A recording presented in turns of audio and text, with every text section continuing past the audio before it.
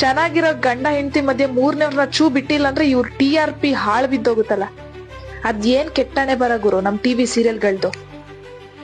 ಯಾವ ಸೀರಿಯಲ್ ಆದ್ರೂ ನೋಡಿ, ಇಬ್ರಿಬ್ರು ಹೀರೋಗಳಿಗೆ ಒಂದ್ ಹೀರೋಯಿನ್ ಇರ್ಬೇಕು ಅಥವಾ ಒಂದ್ ಹೀರೋಗೆ ಇಬ್ರಿಬ್ರು ಹೀರೋಯಿನ್ ಇರ್ಬೇಕು. ಏನ್ ಸಂದೇಶ ಕೊಡ್ತಾ ಇದ್ದೀರಾ ಸಮಾಜಕ್ ನೀವು?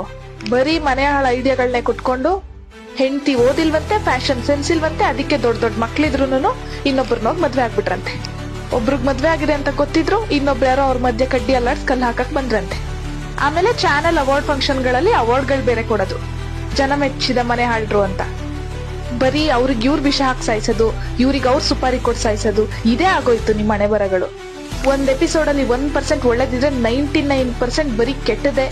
ನೋಡಿ ನೋಡಿ ಜನಕ್ಕೆ ಉದ್ವೇಗ, ಆಂಗ್ಸೈಟಿ ಬಂದ್ಬಿಡ್ಬೇಕು, ನಾಳೆ ಏನಾಗುತ್ತೆ ಅಂತ.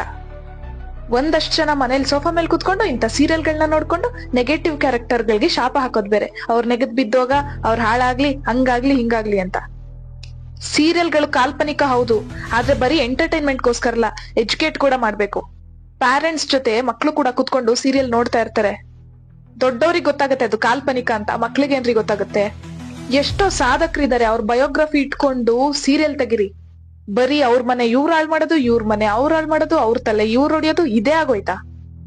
ಮನೇಲಿ ಕುತ್ಕೊಂಡು ನೋಡ್ತಿರೋ ಮಕ್ಳಿಗೂ ಏನ್ ಮೆಸೇಜ್ ಹೋಗ್ತಾ ಇದೆ ಅನ್ನೋದು ಸ್ವಲ್ಪ ಪ್ರಜ್ಞೆ ಇರ್ಲಿ.